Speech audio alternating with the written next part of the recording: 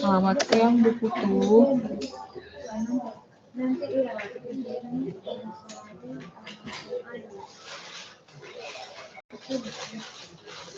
Oh ya, selamat siang Ibu Putu. Kita mulai ya.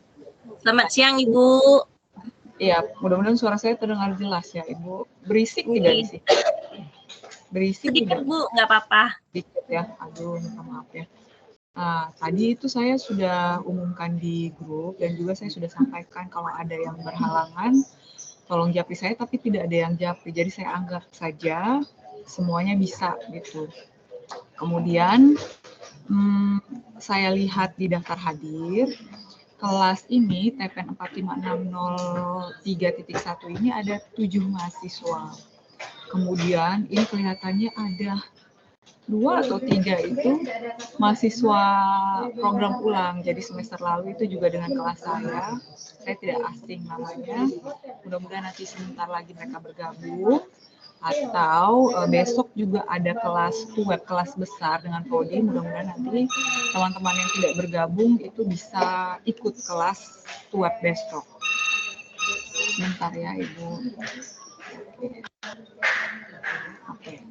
Ya, jadi oh ya, perkenalan dulu ya. Saya Imelda Paulina Soko. Saya salah satu staf dosen program studi teknologi pendidikan. Sekarang saya bertugas di UT Kupang. Kalau Ibu Putu Eka ini Banjarmasin ya, kalau tidak salah. Nggih, Ibu. Ya, saya perkenalkan diri juga. Saya namanya Putu Eka Yudhitayani, Bu. Saya ikut UT DGJ Banjarmasin. Oke, baik. Ibu panggilannya Ibu Putu, Ibu Eka atau biasanya Ibu Eka sih Bu. Oke. Ibu Eka ini mata kuliahnya tinggal semester ini sudah selesai atau masih ada di semester depan? Ini terakhir Ibu. Nah, bagus. Kalau begitu maksimalkan ya supaya sekali program mata kuliah karir ini bisa selesai. Ya, oke, saya langsung ya. Jadi Ibu Eka, saya izin web ini saya rekam, maksudnya hasil rekaman video ini nanti saya akan unggah di YouTube. Siapa tahu teman-teman lain mau lihat kembali atau Ibu Eka mau lihat kembali, silahkan ya. Selamat siang Pak Fahri. Ya, halo Pak Fahri, selamat bergabung ya. Siang Ibu, mohon maaf Oke. lambat. Ya. Mohon maaf, Ibu ya? Ibu apa Pak? Mohon maaf. Bapak, Pak. Ya, Pak. Oh ya, baik. Pak, Pak kameranya Fahri ya, selamat. dibuka Kak, biar tahu tuh. Ya, Ya, Maaf, tunggu dulu. izin. Kondisinya lagian. oke. Oke ya. Sambil ya Pak Fahri, perkenalan. Tadi saya sudah perkenalan dengan Ibu Eka. Jadi saya Imelda Paulina Soko. Saya salah satu staf dosen teknologi pendidikan yang bertugas di UT Daerah Kupang. S1 saya latar pendidikan saya, S1 itu sebenarnya pendidikan fisika, S2 teknologi pendidikan. Saya sudah selesai S3 itu di pendidikan IPA gitu. Jadi memang agak bolak-balik, tetapi sebenarnya bukan bolak-balik, agak kurang linear gitu. Tapi sebenarnya TP ini penting sekali begitu untuk semua orang, semua praktisi, intinya semua orang yang ingin terjun ke dunia pendidikan, ya mau jadi apa saja, baik itu di sekolah, di pendidikan tinggi, kemudian apakah di jalur ini, diklat gitu, atau pendidikan non formal lainnya, informal non formal, itu penting sekali tahu teknologi pendidikan gitu ya. Saya contoh teknologi pendidikan itu kan semua hal terkait pedagogi gitu ya, dan juga yang lain. Pedagogi itu ilmu mengajar, itu jantungnya itu ada di teknologi pendidikan ya. Saya cerita sedikit, saat itu setelah saya lulus S1, kenapa saya tertarik untuk mengambil teknologi pendidikan, karena maaf ya, saya ini kenapa saya tertarik untuk ambil teknologi pendidikan, karena saat itu seharusnya saya sudah bisa mengajar, tapi saya merasa belum punya bekal gitu, terutama untuk mengajar. Lalu setelah saya lihat kurikulumnya teknologi pendidikan, apalagi saat itu tuh kan mulai gencarnya multimedia di tahun 2009. Waktu itu saya ambil lanjut kuliahnya itu di 2009, makanya saya tertarik untuk ambil S2-nya teknologi pendidikan. Pak Fahri, mohon maaf, Pak Fahri ini yang di semester kemarin juga kah? Atau tidak? Iya Ibu. Oh Yang ya, yang oke. saya chat Ibu tidak. Oh Ibu iya, oke, siap. Kelihatannya Pak Fahri itu kurangnya di itu plagiasi, ya. Iya, saya baru perhatikan Bu, ternyata di situ. Tapi sudah Tapi saya kan, perbaiki Bu.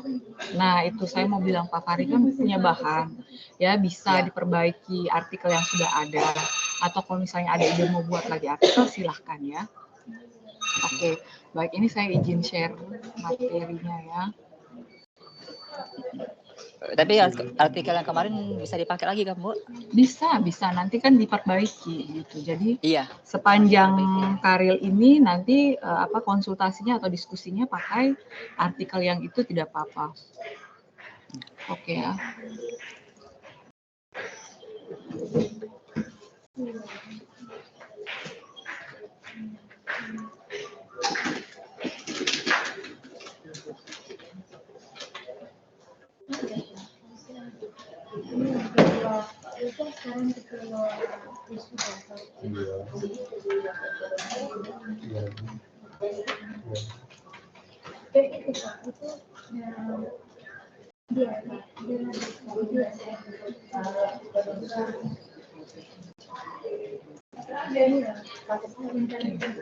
Sudah muncul ya.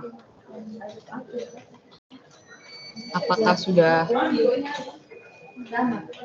ini sudah muncul presentasi PowerPoint-nya? Sudah Ibu, sudah. Oke, baik. Nah, ini kalau Bapak Ibu lihat di e-learning itu di aktivitas keberapa ya? Kedua, itu kan ada ya panduan karil, kemudian sampai ada contoh artikel. Tetapi ini saya menyampaikan dari awal dulu mengapa karya ilmiah ya.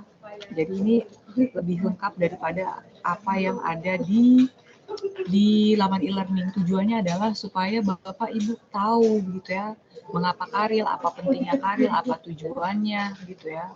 Nah, ini kan kita juga tahu ya, di beberapa saat lalu, di beberapa waktu lalu, beberapa bulan lalu itu kan agak heboh ya pemberitaan bahwa Mas Menteri, Pak Menteri Nadiem Makarim ini menghapus skripsi, ya, dan itu ada pro kontranya. Sementara dari Pak Nadiem sendiri, kebijakan menghapus skripsi ini alasannya adalah yang pertama banyak mahasiswa mengalami kendala saat mengerjakan skripsi, ada yang terkendala waktu, biaya, bimbingan, kan. Bapak Ibu mungkin pernah dengar kan ada mahasiswa yang menunggu dari pagi sampai sore tidak ketemu gitu dosennya untuk bimbingan atau ada kendala-kendala lain. Kemudian alasan berikutnya itu adalah skripsi tidak selalu relevan dengan dunia nyata dan kebutuhan industri. Ya, jadi sementara seharusnya mahasiswa itu diberikan ruang yang lebih luas untuk mengembangkan kompetensi dan kreativitas mahasiswa gitu ya. Nah, sebenarnya bukan menghapus skripsi ya, pernyataan dari Pak Nadiem itu, tetapi skripsi bukan satu-satunya tagihan akhir dari mahasiswa yang akan menyelesaikan perkuliahannya ya, baik itu diploma maupun sarjana. Dan ada alternatif tugas akhir bagi mahasiswa selain skripsi. Yang pertama itu adalah prototipe berupa produk atau layanan yang dapat diuji coba. Kemudian ada proyek dan juga bentuk-bentuk lainnya, karya seni, karya sastra, karya jurnalistik, atau bentuk lain yang sesuai dengan bidang keilmuan dan minat mahasiswa. Nah, kemudian Bapak Ibu, ini orangnya cuma dua ya, Pak Fahri dan juga Ibu Eka, mungkin ya pernah dengar sebelum kuliah di UT, atau bahkan ini menjadi motivasi, salah satu motivasi kuliah di UT, tidak memilih kuliah di UT itu karena UT tidak ada skripsi gitu, dan banyak juga yang tertarik gitu ya dengan pernyataan UT tidak ada skripsi. Sebenarnya tidak ada skripsinya itu tanda petik. Om Yance beta ada webinar Om Yance. Kuliah di UT itu betul tidak ada skripsi, tapi tanda kutip ada karya. Bapak Ibu perlu ketahui, karya ilmiah ini sebenarnya bobotnya itu sama dengan skripsi. Ya. Mahasiswa sarjana itu kalau Bapak Ibu lihat di level KKNI, kualifikasi kerangka kualifikasi nasional Indonesia, itu berada di level 6 ya. Jadi setelah mahasiswa itu menyelesaikan studinya, meraih gelar sarjana, mahasiswa atau alumni tersebut harus mampu mengaplikasikan bidang keahliannya dan memanfaatkan ipteks, kemudian menguasai konsep teoritis bidang pengetahuan. Artinya ketika dia menerapkan menerapkan teori dan lain, itu ada dasarnya. Jadi tidak hanya trial dan error gitu, hanya uji coba apakah berhasil atau tidak. Kemudian kualifikasi berikutnya itu adalah mampu mengambil keputusan yang tepat berdasarkan analisis informasi data dan mampu memberikan petunjuk dalam memilih berbagai alternatif solusi secara mandiri dan kelompok ya. Jadi harus sampai pada problem solver gitu. Dan juga solusi terhadap masalah itu harus punya dasar, berdasarkan fakta, berdasarkan data, ada informasi gitu. Jadi punya landasan ilmiahnya gitu ya. Oke, ini tulisannya kecil. Saya tidak akan bacakan satu persatu. Materi ini nanti saya akan bagikan ke Pak Fahri dan Ibu Eka juga untuk dibaca. Ya, oke, berikutnya. Nah, itulah mengapa tadi skripsi itu, ya, ini skripsi. Walaupun di UT tidak ada skripsi, kita punya karya ilmiah. Karya ilmiah ini sebenarnya kalau kita kaitkan dengan skripsi itu adalah intisari dari skripsi. Kalau skripsi itu bisa puluhan bahkan beratus-ratus lembar, karya ini itu dia maksimal paling banyak itu paling mungkin 15 lembar, itu pun sudah termasuk dengan kalau ada lampiran. Paling umum itu 8 sampai 10 lembar ya untuk artikel atau karya ilmiah gitu. Jadi sebenarnya sama, walaupun mahasiswa UT tidak mengerjakan skripsi, level atau kualifikasi mahasiswa UT itu akan sama dengan mahasiswa kampus konvensional.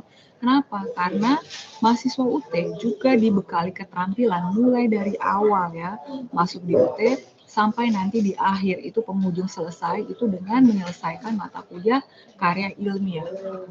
Gitu. Oke. Ya. Karya ilmiah itu bahasa Inggrisnya ada scientific paper, juga disebut karya tulis ilmiah. atau dia lebih populer itu dengan istilah artikel ya. Nah, tulisan atau laporan tertulis ini memuat hasil-hasil penelitian atau pengkajian pemikiran suatu masalah oleh seseorang atau sebuah tim dengan memenuhi kaidah dan etika keilmuan yang dikukuhkan dan ditaati oleh masyarakat keilmuan. Kemudian, karya ilmiah ini adalah prasyarat kelulusan program dan nanti ketika Bapak Ibu sudah selesai menghasilkan karya ilmiah Bapak Ibu itu akan disubmit ke repositori UT ya. Kemudian kalau Bapak Ibu karyanya itu bagus ya, kualitasnya baik, itu nanti juga bisa disubmit ke jurnal-jurnal lain termasuk jurnal Kemdikbud, Rama Repositori Kemdikbud ya. Oke. Nah, ini adalah elemen karya ilmiah. Elemen pertama itu adalah substansi. Substansi itu artinya isi. Isi karya ilmiah mencerminkan kajian atau hasil penelitian satu atau lebih bidang ilmu ya.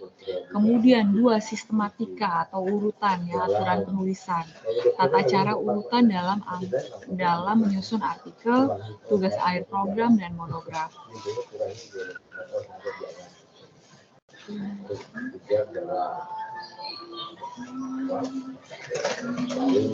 Kemudian berikutnya itu adalah format. Format ini artinya pola atau tampilan baku berupa bentuk, ukuran kertas, lebar tinggal. Jadi format ini lebih ke aturan penulisan dan biasanya format ini mengikuti kaidah atau gaya selingkuh dari masing-masing artikel.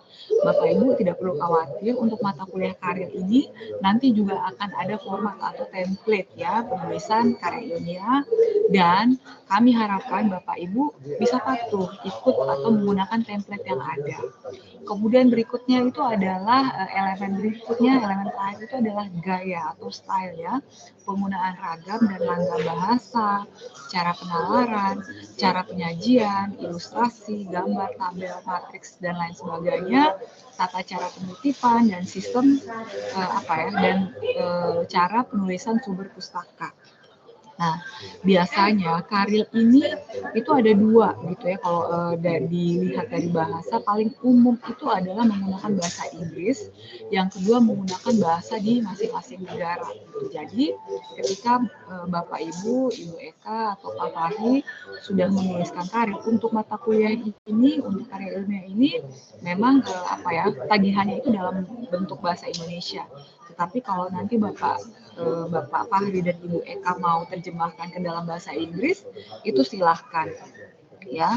Kemudian cara penulisan atau cara penyajian tabel itu juga masing-masing punya aturan gitu ya. Ada yang dibuat, bahkan ada yang artikel itu 2 kolom, ada yang 1 kolom, umumnya 1 kolom. Ada yang tabel itu ditaruh di tengah, ada yang rata kiri, rata kanan gitu, dan seterusnya. Kemudian untuk penulisan sumber pustaka itu yang paling umum, itu paling lazim itu menggunakan APA style. APA style itu American Psychologists Association kalau saya tidak salah. Nah, itu adalah tata cara penulisan mulai dari awal sampai akhir sumber pustaka itu semuanya sudah ada aturan dalam penulisan artikel karya ilmiah. Makanya kalau Bapak Ibu baca artikel atau karya ilmiah dari jurnal-jurnal bereputasi, itu modelnya seragam. Kalau kita lihat sepintas saja, itu modelnya seragam gitu. Karena memang ada elemen-elemen yang perlu dipatuhi. Kemudian, nah ini kriteria artikel ilmiah di UT ini juga menjadi syarat artikel Bapak Ibu itu dinyatakan lulus gitu ya, atau mata kuliah karya ilmiah Bapak Ibu itu dinyatakan lulus. Ya. Penulisan artikel ilmiah dilakukan dengan mengikuti kaidah penulisan karya ilmiah. Nah, ini sepanjang kita proses bimbingan karya ilmiah nanti saya akan koreksi, saya akan revisi, kemudian kembalikan ke Bapak Ibu tolong perbaiki, supaya nanti akan menghasilkan artikel ilmiah yang sesuai dengan kaidah penulisan karya ilmiah. Dan ini sebenarnya Bapak Ibu tidak perlu khawatir. Karya ilmiah itu yang penting ide awal itu, temanya itu Bapak Ibu sudah dapat terkait penulisan karya ilmiah ini. Dengan proses bimbingan ini bisa diatasi. Kemudian bebas plagiasi, makanya syarat untuk lulus mata kuliah karir itu salah satunya adalah bebas plagiasi dengan batas toleransinya itu minimal 30% ya, tingkat kemiripannya itu maksimal 30%, jadi harus di bawah itu ya. Kemudian yang terakhir, memuat sekurang-kurangnya 10 referensi dengan minimal 5 artikel jurnal yang terbit dalam 5 tahun terakhir. Tetapi ini minimal, artinya apa? Lebih banyak lebih baik. Tujuannya apa? Semakin banyak kita membaca, semakin kita banyak mengumpulkan artikel-artikel yang seragam, yang sesuai dengan tema yang kita minati untuk membuat karya ilmiah, itu nanti kita akan mendapat inspirasi yang lebih banyak. Kemudian dengan membaca artikel ilmiah yang jumlahnya lebih banyak, kemudian ditulis di 5 tahun terakhir, artinya ini kan terbaru ya, dianggap terbaru, kita bisa mencari celah kebaruan dari artikel yang nanti kita akan buat. Ya, jadi kalau kita buat karya ilmiah, baik itu karya ilmiah kajian pustaka atau karya ilmiah hasil penelitian, syarat karya ilmiah itu adalah harus otentik gitu ya. Jadi terbaru juga tidak, kita boleh ambil tema-tema yang lama, contohnya kearifan lokal gitu, itu kan juga banyak artikel tentang itu, tetapi harus otentik, artinya tidak boleh serupa atau persis sama sekali dengan tulisan orang lain ya, karena kalau sama nanti kita akan dianggap melakukan plagiasi. Kemudian, nah ini yang perlu diingat juga. Bapak Ibu mungkin pernah dengar dari kakak-kakak atau pernah baca, karil ini dulunya itu adalah mata kuliah pilihan, artinya tidak wajib ya. Mahasiswa boleh ambil karil silahkan, atau bahkan yang sudah ambil karil tidak lulus pun tidak apa-apa. Tetapi mulai 2022.2 kemarin, karil itu adalah mata kuliah yang wajib diambil dan wajib lulus, begitu ya. Karil ini tidak ada bobot SKS, dia 0 SKS. Nilai itu hanya BL belum lulus atau LL lulus gitu. Hanya itu saja. Kemudian topik atau permasalahan dalam artikel ilmiah sesuai dengan keilmuan program studi yang ditempuh. Artikel ilmiah yang ditulis dapat bersumber dari kajian pustaka atau hasil penelitian. Jadi karil ini ada dua jenis ya. Ada karil kajian pustaka, artinya Bapak Ibu membaca banyak ya artikel atau karya ilmiah, kemudian Bapak Ibu sederhananya Bapak Ibu rangkum gitu ya, rangkum karya ilmiah yang seragam yang Bapak Ibu sudah baca. Itu biasanya kita bikin penggolongan. Contoh ya, misalnya saya tertarik menulis karya ilmiah atau karya dengan tema gamifikasi ya, itu saya cari 10 atau 5 tahun terakhir, kemudian saya kelompokkan ya, gamifikasi pembelajaran. Nah, misalnya ada artikel, sekian artikel, 5 artikel itu dia membahas peran gamifikasi pembelajaran terhadap hasil belajar, ternyata ada korelasi positif. Kemudian ada 5 artikel berikut itu melihat hubungan antara gamifikasi pembelajaran dengan motivasi dan minat belajar. Seperti itu contohnya. Kemudian saya bahasakan, bisa saya buat tabel, kemudian saya ulas gitu ya dari dari artikel dari tahun sekian sampai sekian itu trennya ini.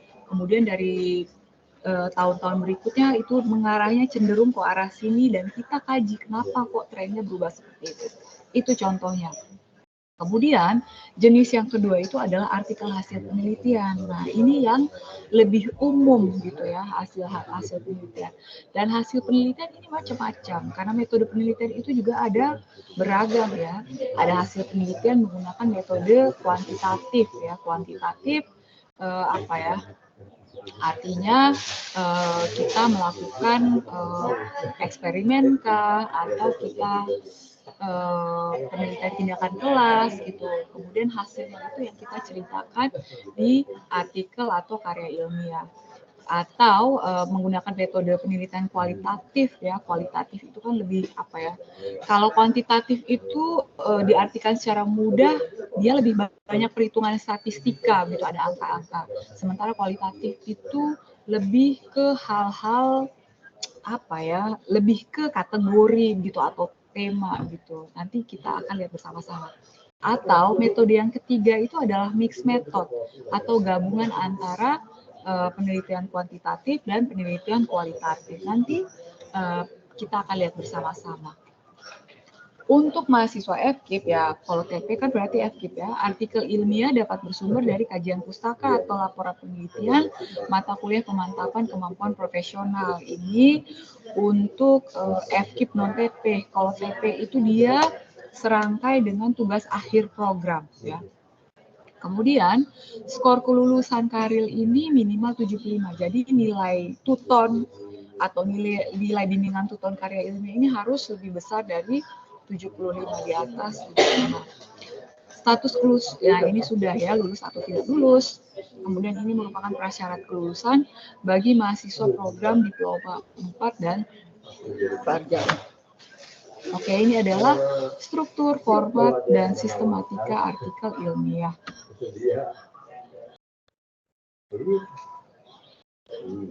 Iya. Yang pertama itu artikel ilmiah itu ada 3 bagian besar ya. Yang pertama itu adalah pendahuluan. Pendahuluan itu dimulai dari latar belakang, topik yang dipilih, alasan memilih topik, perumusan masalah, tujuan, manfaat, fokus atau ruang lingkup, tulisan, keterbatasan tulisan. Kemudian berikutnya itu adalah isi atau pokok bahasan. Isi ini mencakup hasil pemikiran atau hasil penelitian, kemudian pengumpulan data, kemudian pembahasan. Ya, itu adalah bagian dari isi atau pokok bahasan. Bagian berikutnya itu adalah simpulan atau penutup. Penutup ini terdiri atas simpulan dan harapan atau rekomendasi atau tindak lanjut ya. Ini adalah struktur artikel ilmiah. Oke, ini format. Nanti ini materinya saya bagikan ini karena tulisannya terlalu kecil ya. Ini terkait aturan penulisan dan ini sebenarnya template-nya juga sudah ada ya di laman e-learning. Nanti kita bisa lihat bersama-sama. Oke. Ini apa ya? Sistematika karya ilmiah, judul ini ya. Dan memang ada aturannya. Tapi untuk minggu awal ini Bapak Ibu jangan dulu pikir sampai ke merumuskan judul yang baik. Kita dapat temanya dulu, nanti kita akan sama-sama, saya akan tanya. Kita akan konsultasi, diskusikan bersama-sama, temanya apa, kemudian kira-kira nanti mau dilaksanakan bagaimana, apakah Bapak Ibu mau karya ilmiah itu apakah review literatur atau kajian pustaka, atau penelitian, karena nanti akan beda gitu ya.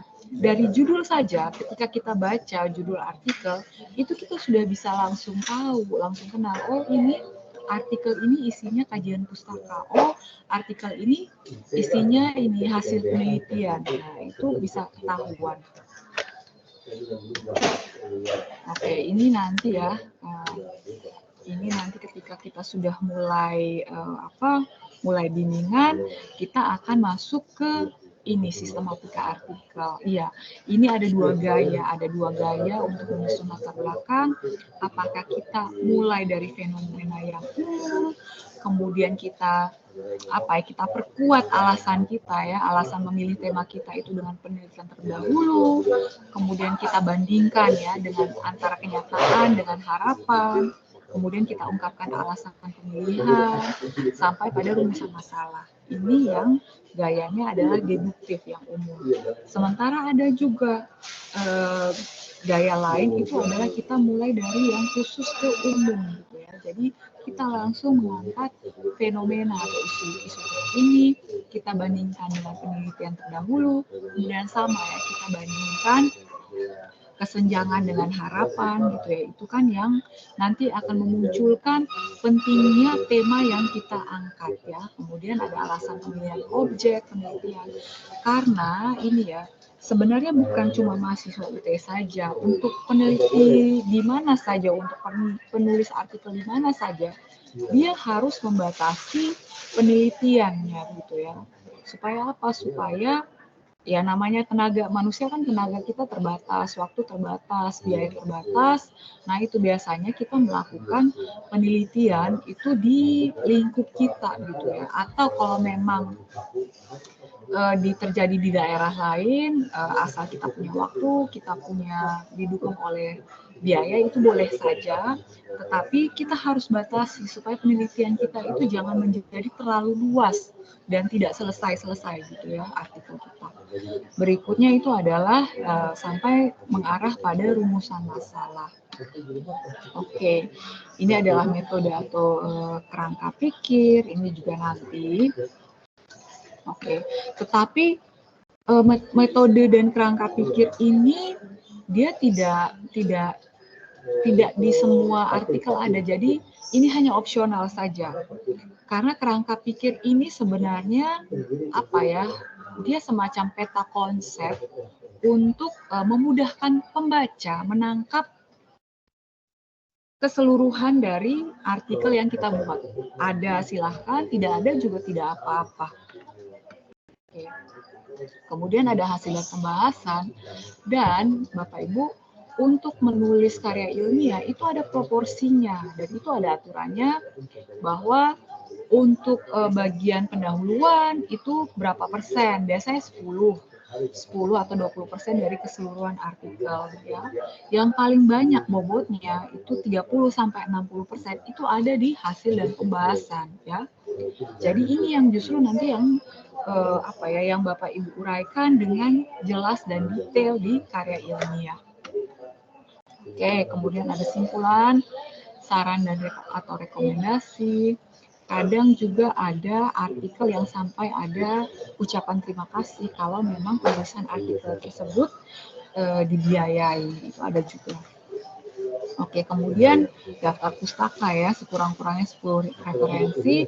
10 referensi ini sebenarnya masih sedikit ya, dan disarankan 10 referensi ini lebih ke artikel-artikel terkini 5 tahun terakhir.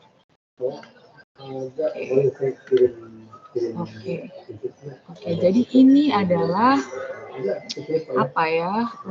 gambaran dari keseluruhan proses yang nanti akan kita jalani bersama-sama sampai nanti Bapak Ibu bisa menghasilkan karya ilmiah yang baik. Oke. Oh, mahasiswanya masih 2 ya.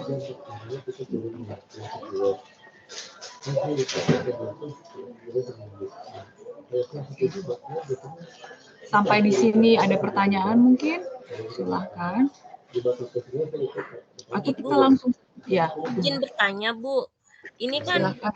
Sejauh ini kan saya untuk untuk mengikuti karya ilmiah kan baru. Maaf, waktu kemarin kan saya ada chat Ibu tadi itu. Oh ya. Yang WA group itu ya? Nanya WA group. Udah itu maksud saya tuh gini, menanyakan teman-teman tuh siapa saja biar kita tuh bikin itu biar saling sharing gitu maunya. Boleh kalau begitu boleh. Tapi nanti ya saya tanya ke teman-teman lain ya. Sebenarnya saya bisa maksudnya cek data Bapak Ibu, saya undang ke grup.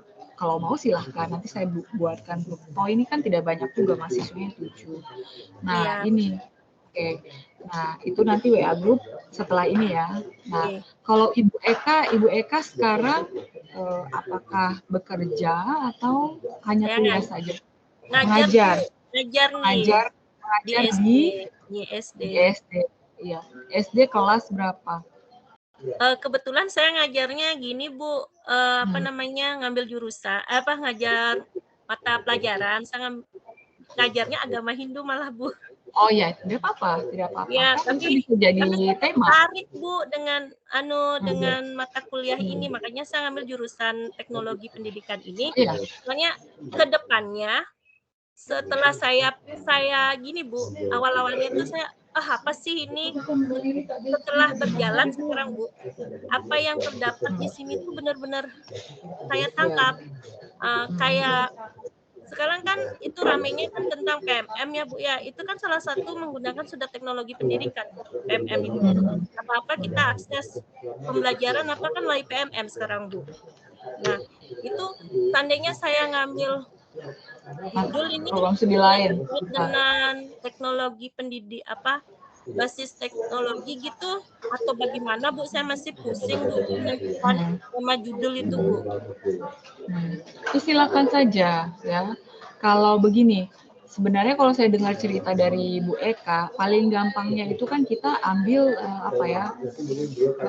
buat karya ilmiah, hasil penelitian berdasarkan penelitian di sekolah. Paling mudah kan itu. Misalnya ya, Ibu Eka melihat ada masalah belajar gitu ya, masalah belajar anak. Nah, itu yang Ibu Eka angkat untuk dijadikan penelitian untuk menghasilkan karya ilmiah. Mudahnya begitu. Tetapi kalau Ibu Eka punya ini ya, tertarik untuk tema lain, nah itu terkait tadi yang platform Merdeka Belajar, itu juga boleh. Misalnya, apakah ini kan platform Merdeka Belajar ini kan sebenarnya mau tidak mau kita suka tidak suka guru itu kan harus bisa ya, termasuk dengan kurikulum Merdeka itu kan sudah tidak tawar-menawar lagi. Nah itu juga bisa dijadikan topik, misalnya bagaimana persepsi guru gitu, apalagi guru SD gitu ya terhadap platform Merdeka Belajar, karena kita tahu ya kalau guru, saya kurang tahu kalau di tempat Bapak Ibu, tapi biasanya yang lebih melek teknologi itu guru-guru yang di SMA gitu, SMP atau SMA. Kalau SD ini masih kurang gitu ya.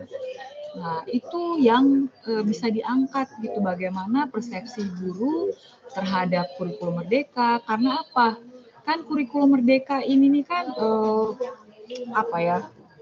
sosialisasinya itu tuh kan belum merata sebenarnya ya. Kalau misalnya ada guru-guru yang dipanggil untuk diklat, itu kan sistemnya kan TOT kan, training of trainer. Jadi harusnya setelah mereka dapat diklat, mereka pulang kembali ke sekolahnya, mereka mengajar guru-guru lain.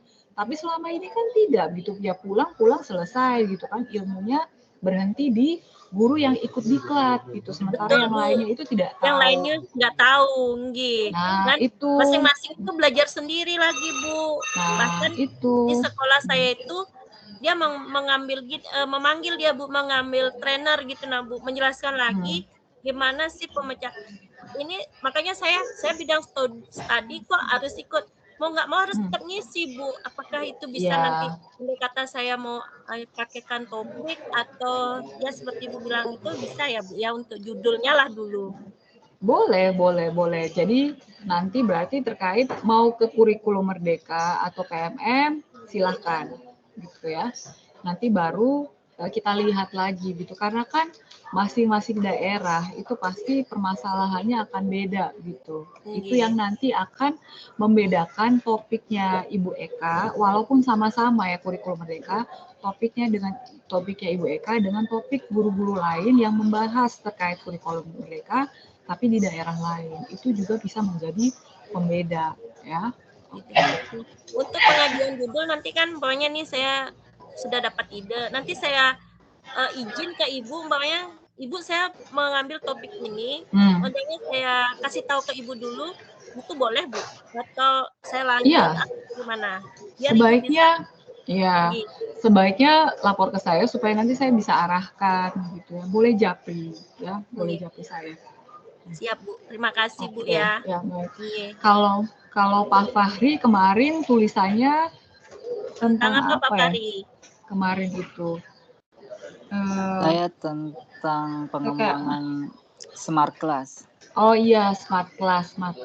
Pak Fahri ini di Makassar bukan ya? Iya, Makassar. Nah itu berarti saya masih ingat. Iya, Pak Fahri kemarin itu tulisannya sebenarnya sudah bagus, cuman karena itu unggahnya plagiasi mepet dan juga plagiasi. Nanti tinggal di ini saja.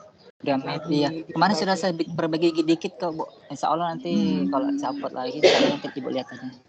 Oke, baik. Pak Fahri, bisa minta contohnya nggak Pak Fahri biar ada bayangan?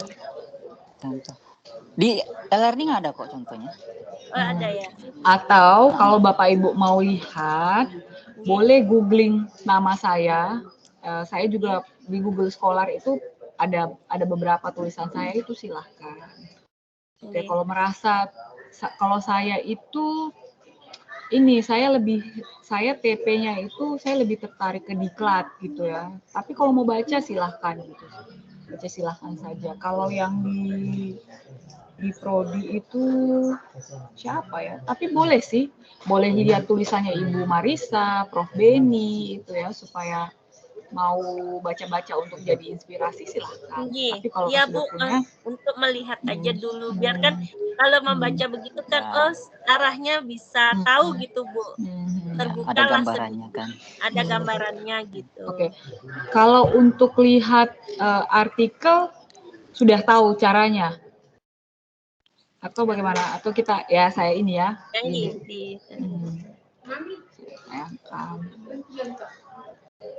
Bu, maaf ya Bu, banyak bertanya Bu. Tidak apa-apa, malah bagus.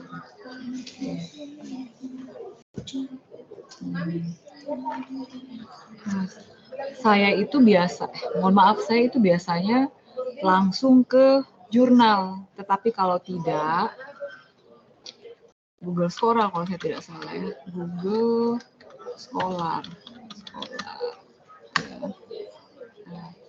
Ini punya saya lagi. Sebentar. Google Scholar.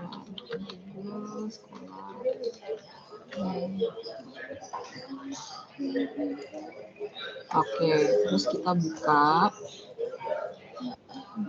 Terus masukkan kata kunci yang kita mau cari. Contoh Pak Fahri tadi apa ya? Smart class atau smart apa?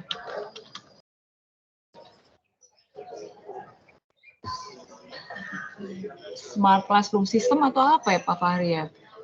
Judulnya saya pengaruh implementasi program Smart School terhadap motivasi belajar siswa SMA Plus Tong Makassar.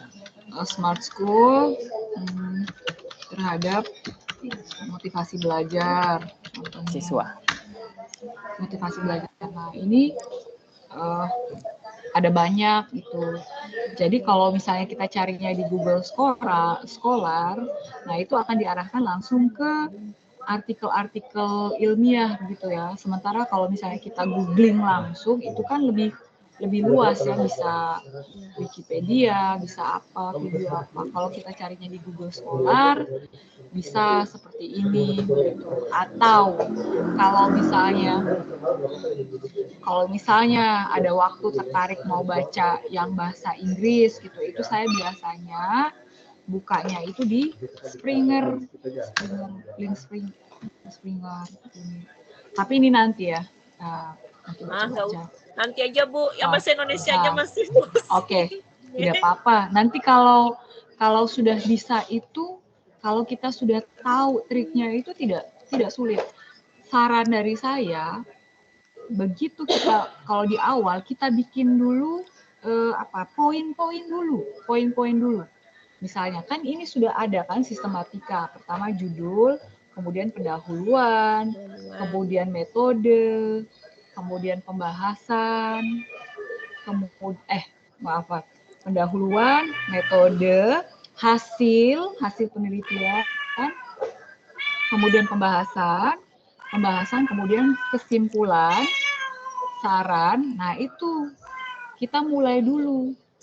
Sebenarnya yang berat itu dari pendahuluan sampai pembahasan.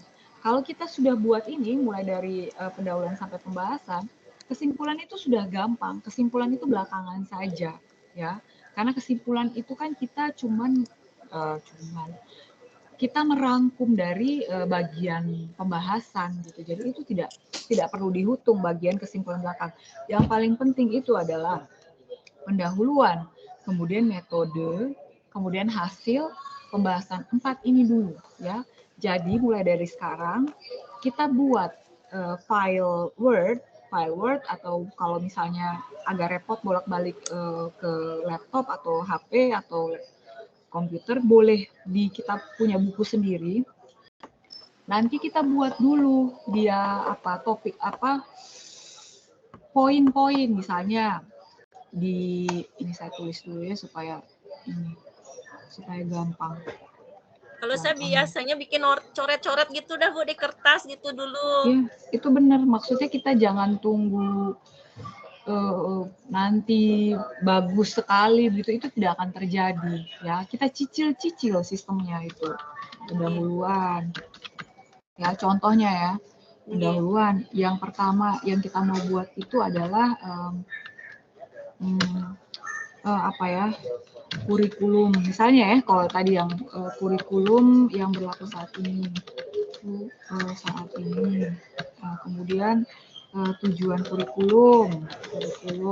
Nah, itu kita jelaskan. Kemudian kondisi sebenarnya. Kondisi ini pakai bahasa sederhana saja. Apakah kurikulum sudah diterapkan dengan baik? Jangankan diterapkan dengan baik di semua sekolah. Jika tidak, mengapa? Apakah sudah diterapkan dengan baik? Jika belum, mengapa? Apakah guru dapat mengimplementasikan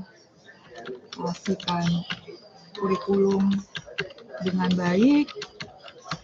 Itu contohnya seperti ini. Dan kalau misalnya kita ambil seperti ini, contohnya kalau Ibu Eka mau, Ibu Eka fokus saja di sekolah Ibu Eka. Jadi nanti karya ilmiahnya Ibu Eka itu sifatnya dia studi kasus, dan itu boleh gitu ya. Oh, berarti nggak mesti harus tentang gini Bu, kan apa yang kita pembelajaran ini kan tentang metode pembelajaran jarak jauh, berbasis jarak jauh, tidak mesti ke situ kan Bu? Tidak harus. Pendidikan itu luas sekali. Jadi boleh apa saja. Apalagi TP itu kan mulai dari perencanaan, pelaksanaan, sampai evaluasi. Itu lingkupnya luas sekali. Jadi semua aspek di pendidikan itu masuk sebagai kawasan TP gitu. Jadi untungnya mahasiswa TP itu apa? Karena nanti mahasiswa TP itu tuh kompetensinya itu bisa masuk kemana saja gitu. Ya, tidak harus metode. Ibu, yang saya tahu yang masuk TP ini dia malah jadi tata usaha Bu. Oh, itu pasti keliru ya. TP itu mohon maaf ya, saya kalau di sekolah itu agak tidak terlalu paham gitu. TP itu sebenarnya bisa masuk ke mana saja karena yang kita pelajari itu kan pedagogi. Cuma kalau di sekolah ya biasanya yang ICT itu kan TP gitu. Kalau tata usaha sayang ya tenaganya gitu. Kalau misalnya tidak di sekolah, di diklat itu malah tenaganya kompetensinya orang TP itu sangat diperlukan. Kenapa? Orang TP itu tuh kalau dia saat kuliah itu dia belajar dengan baik, dia bisa merencanakan program, melaksanakan sampai dengan nanti mengevaluasi program yang sudah dilakukan gitu. Jadi kalau misalnya tata usaha sebenarnya sayang sekolahnya gitu. Dan ruang lingkup TP itu luas Bapak Ibu, mulai dari perencanaan, kemudian pelaksanaan sampai evaluasi itu semuanya tuh masuk di TP. Kalau metode itu tuh hanya bagian kecil ya, metode pembelajaran itu kan masuk di pelaksanaan gitu. Kalau misalnya kita mulai dari tahap merencanakan berarti kan kita kita mulai dengan menganalisis karakteristik peserta didik kita kan gitu. Kemudian kita juga menganalisis gaya belajar, gaya mengajar sampai nanti kita bisa menentukan metode pembelajaran yang tepat. Mau metode, model, media. Tapi ini cuman cuman salah satu komponen saja dalam TP. Ada banyak komponen-komponen lainnya. Kalau kita tidak bikin model juga tidak harus di situ. Kita bikin program. Ya, program apakah itu program pembelajaran atau program-program pelatihan, itu juga masuk dalam kawasan TP. Itulah mengapa dibandingkan dengan mahasiswa aktif lainnya, kalau mahasiswa aktif lainnya itu kan outputnya itu kan pasti guru. Tetapi kalau mahasiswa TP itu outputnya tidak harus guru, karena TP itu bisa masuk kemana saja yang ada kaitannya dengan pendidikan. Oh gitu, Soalnya Bu. selama ini Iya. Bu, salah Iya. persepsi dia. Iya. Makanya kalau masuk di SD kamu kan larinya ke mana namanya, ke tata usaha, ke administrasi, Usaha. begitu. Atau mungkin Bukan. kalau guru SMP atau SMA guru TIK kayaknya. Iya, Oh, TIK. bilangnya. betul. Kalau Kita TIK itu, kalau TIK masih mending ya, gitu. Cuman kenapa apa ya? Kenapa guru TP itu kalau yang ini ya, apalagi yang masukkan SMA gitu ya, kenapa dia tidak bisa masuk ke salah satu atau menjadi posisinya itu menjadi guru bidang studi, ya memang kita tidak belajar konten gitu. Yang kita pelajari itu adalah pedagogi. Jadi begini, yang namanya di pendidikan, mulai dari pendidikan dasar sampai pendidikan tinggi, ya seorang pengajar itu dia itu harus punya minimal 2 pengetahuan dan kompetensi. Pertama itu adalah pengetahuan tentang konten. Konten itu misalnya fisika, agama Hindu misalnya, atau apa sejarah dan lain sebagainya. Pengetahuan atau kemampuan yang kedua itu adalah pedagogi terkait dengan ilmu mengajar, ya. Jadi dua-duanya ini harus punya gitu ya. Nah, kalau yang kita lihat di ini ya, di lapangan, yang punya kedua-duanya ini ya ada sih ada, tapi ada banyak juga yang cuma belajarnya itu adalah belajar konten gitu ya dan menjadi guru, atau yang kedua ini yang pedagogi. Ya, kalau pedagogi masih mending sih ya, itu bisa dipakai begitu misalnya untuk mengajar di sekolah, kita bisa masuk ke semuanya begitu. Bagaimana merencanakan kegiatan pembelajaran itu kita tahu ilmunya begitu. Kemudian nanti melaksanakan dan juga sampai pada mengevaluasi. Evaluasi itu contohnya adalah bagaimana kita melakukan asesmen atau penilaian tes, non tes gitu. Itu bahkan evaluasi ini nih banyak orang yang masih tidak tahu gitu. Akibatnya apa? Ketika mengajar yang diajar lain, ketika mengevaluasi atau melakukan tes yang ditanyakan itu lain. Jadi tidak sejalan. Oke, Bu. Makasih. Jadi bukan hanya jadi guru, Bu ya, kalau bukan hanya jadi guru. Iya, bisa kayak di Pustekom, di kantoran, ya lebih ke banyak alumni TP itu yang malah direkrut untuk di bagian HRD. Kenapa? Mereka yang merencanakan program-program untuk meningkatkan kualitas sumber daya manusia seperti itu. Jadi kita itu bisa merencanakan. Kalau kita mau buat program itu kan kita mulai dari merencanakan. Kita analisis dulu, analisis kebutuhan. Yang dibutuhkan itu apa untuk memenuhi dari sekian. Yang namanya kebutuhan itu kan banyak ya. Tapi kita bisa menentukan dari misalnya 10. Kita pilih salah satu yang paling penting gitu, itu apa. Yang nanti kita, walaupun ada 10, kita pilih hanya 1 atau 2, tapi ini punya efek ke yang lainnya. Nah itu. Terus kemudian ketika kita melakukan analisis kebutuhan, kita kan juga harus belajar gitu. Kita tahu karakteristik, ya saya sebut peserta didik atau karakteristik objeknya itu seperti apa. Misalnya dari segi dari usia berapa sampai berapa, kira-kira dari tahap perkembangan kognitif mereka itu ada di level mana, sehingga nanti metode yang kita gunakan itu tepat ya. Misalnya ya, kalau misalnya kita mau bikin pelatihan yang dengan ada presentasi, itu kan ada ilmunya bahwa yang namanya manusia itu dia hanya sanggup melihat visual itu berapa menit, misalnya 15 menit, 20 menit, selebihnya itu mereka sudah akan bosan. Nah, hal-hal seperti itu tuh orang TP itu tahu. Jadi itu yang nanti kita bisa terapkan ke ke pekerjaan kita, dan itu tidak hanya di sekolah. Masalahnya saya Bu, basic awalnya dulu kan saya sekolahnya di gini Bu, Stikom Bali Bu. Jadi mengenai makanya lebih tertarik ambil ini TP jadinya. Tidak apa-apa.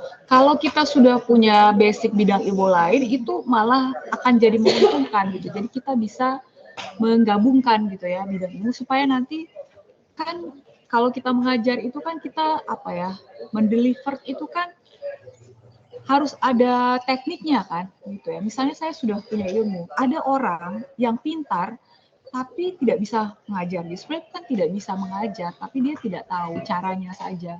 Nah, bagaimana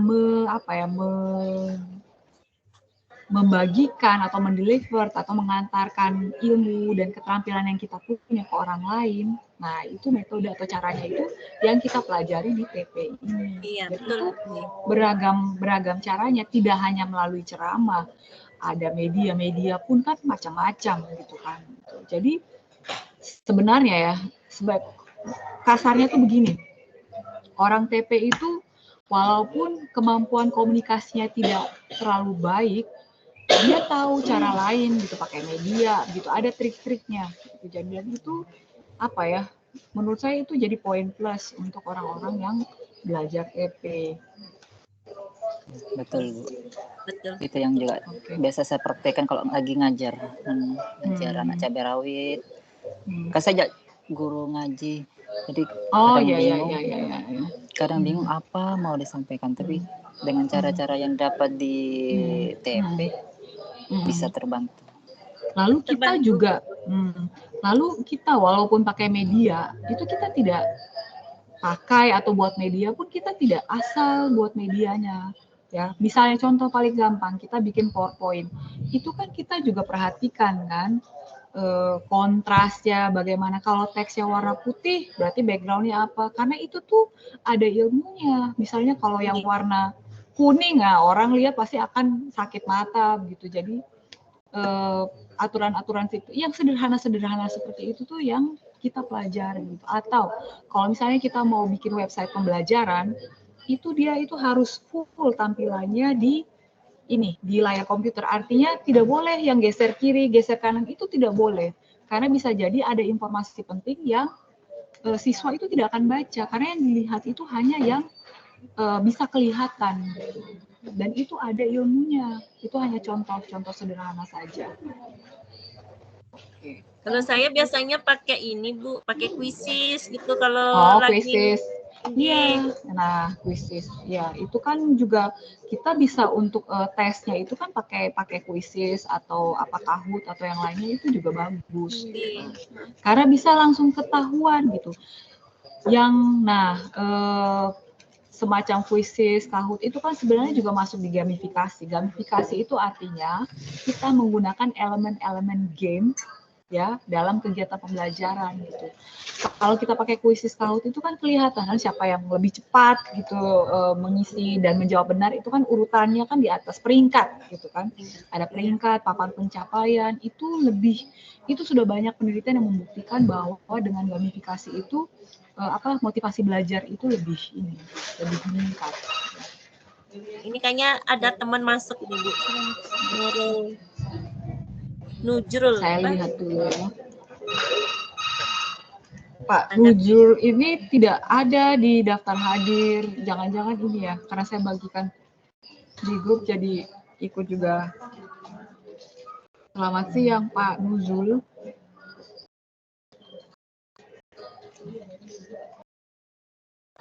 Selamat siang.